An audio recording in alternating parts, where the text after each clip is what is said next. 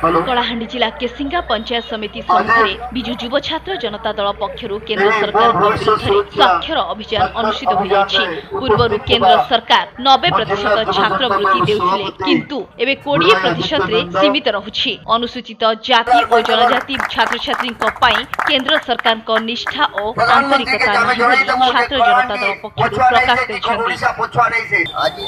जनवरी 4 रु हमर जो ई अभियान दस्तखत अभियान का चलती एटा अगेंस्ट द सेंट्रल गवर्नमेंट जो इनजस्टिस करके हमर एससी एसटी छात्र को पेंशन टाको जोड़ा से माने पूर्व 90% दोते किंतु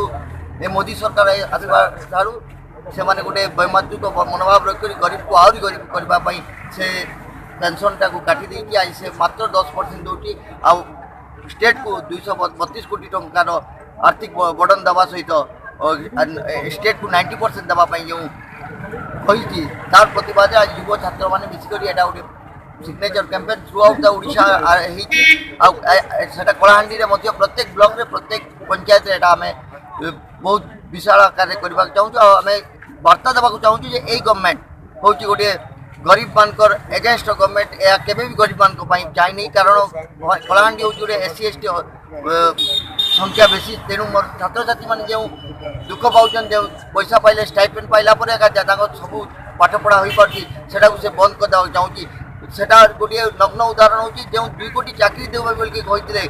प्रधानमंत्री आज से संपूर्ण रूपे से भूल बोल प्रमाणित कर आम चाकरी देवा पूर्व जब आम पिला एजुकेट कर समाज केमती जीव तार प्रतिवाद आज विजु युव जनता दल छात्र जनता दल तरफ समग्र ओडिशा रे हवा सहित आज कलाहांडी विभिन्न जगार प्रतिवाद सभा कैंपेनिंग आज केसिंगार आरंभ। अनुसूचित जाति और जनजाति छात्र छात्री केंद्र सरकार को निष्ठा और आंतरिकता नाही बोली छात्र जनता दल पक्षरु प्रकाश करिसेंति।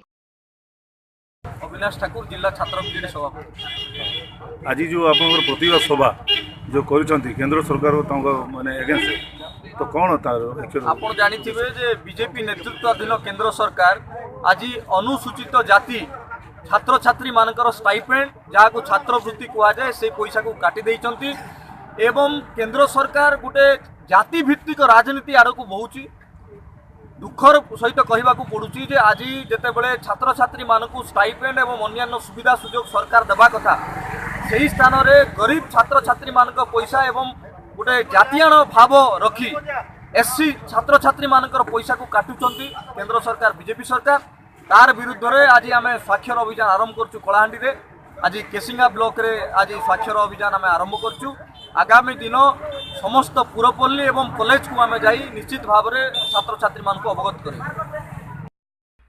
अनुसूचित जाति छात्र छात्री मैट्रिक परवर्ती वृत्ति संपूर्ण भावे एक केंद्रीय योजना किंतु एथिरे एही वर्गर गरीब छात्र छात्री माने उच्च शिक्षा पाई वृत्ति आकार रे आर्थिक सुविधा पाई पारु नाहंती। सर आपण परिचय टिके प्रमोद पात्र छात्र संपादक विजु छात्र अंतर्गत। हाँ आज माने जो छात्र छात्री जो आप माने केंद्र सरकार को विरोध रे जो माने प्रतिवाद सभा करछथि ता बाबद कथि कह देखो आमर मोदी सरकार जो भाई 2 लाख अनुसूचित छात्र मान अवहेलित कर भविष्य अंधार को पेली देती आमर आउ जो माने स्टाइपेंड पैसा जोटा दौले मासिक सेटा आमर राज्य सरकार बहन कर बर्तमान आउ जो 10 भाग भी दौले सेटा भी से बर्तमान बाकी अच्छा आमर 80 कोटी टकर उपरू आमर बाकी अच्छा से जो द्वारा आमर छात्र छात्री मैंने बहुत माने असुविधा फेस करमर और से आम सिग्नेचर कैंपेनटा ओडिशा सारा करचु आईटा आम शेष राष्ट्रपति को लेकिन दबू दिल्ली में पठाब कि यही जिनसा आमर जमी छात्र छात्री मैंने देशर भविष्य मैंने जमी आम हैरान न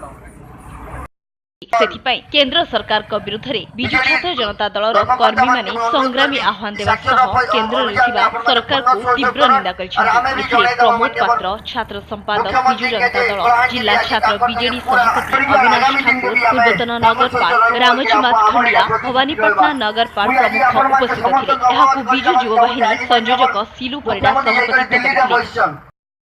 आपण परिचय डेरा मो मंटू नायक विजु जनता दल जन कर्मी